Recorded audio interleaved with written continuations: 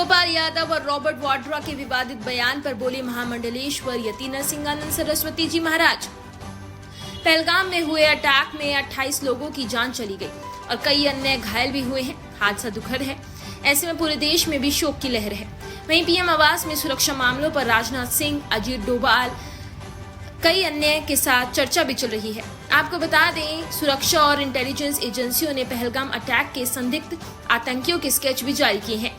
पहली दृष्टि में पाया गया है कि इस पूरी घटना में 5 आतंकवादी शामिल थे, जिसमें 2 लोकल और 3 पाकिस्तानी थे। वहीं पुलिस ने पूछताछ के लिए सैकड़ों लोगों को हिरासत में भी लिया है।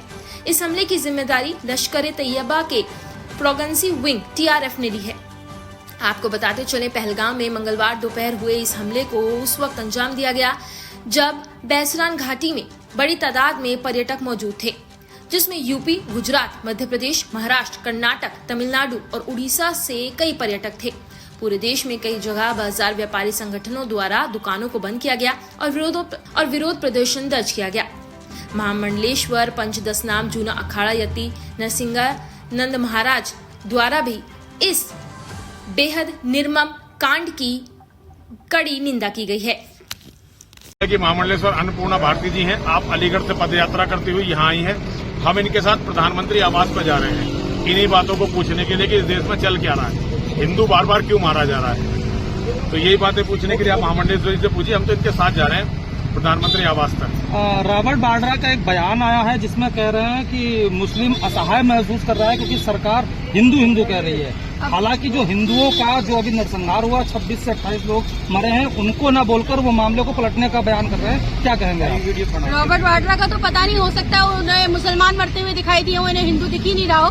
फिलहाल मैं तो हिंदुओं की बात कर सकती हूँ क्योंकि हिंदुओं के बीच में रहती हूँ और उनका दर्द ये है कि ना तो उनके लिए उनका संविधान है, ना कोई मानवाधिकार आयोग है और ना कोई संगठन है। हिंदू इस समय वो अनाथ है कि जिसके लिए अगर कोई बोलेगा उसको भी गोली मार देंगे। मेरे महाराज जी को पूरा जीवन हो गया संघर्ष करते हुए, चिल्लाते हुए कि इस देश में हिंदुओं की दुर्गत होने वाली है।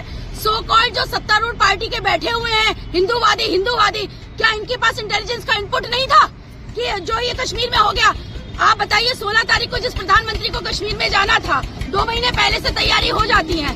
हमारे ऊपर महाराज जी को पूरा जकड़ लिया जाता है, LIU से लेके और पुलिस से, प्रशासन से लेकर के। वहाँ पर ये इनपुट ही नहीं था कि इतना बड़ा हादसा हो जाएगा 2 दिन बाद। अगर प्रधानमंत्री वहाँ पहुँचते और उन्हें कुछ हो जाता तब क्या होता? 27 मर गए, इजराइल से कुछ सीखो। अब तक अगर वहाँ ऐसा हुआ होता तो 2700 इजराइल ने मार गिराए होते। मैं तो ये पूछने जा रही हूँ, जब मुझसे रहा नहीं गया है, मुझे पता है कि कितने लोग साथ में नहीं है, अपने बैठो इसी कमरे में और मरने के लिए तैयार रहो हिंदुओं। लेकिन मैं परेशान इस बात से हूँ कि जो मोदी सरकार है या जो सो कॉल्ड हिंदूवादी सरकार है, ये हिंदुओं की सुरक्षा के लिए क्या कदम उठा रही है? या तो हमें बोल दे कि हम कलमा पढ़ना सीख ले, इस्लाम धर्म स्वीकार कर ले, तभी हम सुरक्षित रह सकते हैं, जैसा महाराज जी हमेशा कहते आए हैं। और या फिर अगर उनसे हमारी सुरक्षा हिंदू समाज की नहीं हो पा रही है, पश्चिम बंगाल देख लो या सारे पूरे देश के हालात देख लो, पूर्वोत्तर राज्य से लेके सारे, एक आंकड़े पे बात नहीं कर रही हूँ, ये तो लिमिट हो गई। तो फिर हम सारे हिंदू समाज को जो है वो मृत्यु दे दो स्वेच्छा से। और लेटेस्ट अपडेट के लिए सब्सक्राइब करें वेलकम इंडिया न्यूज चैनल।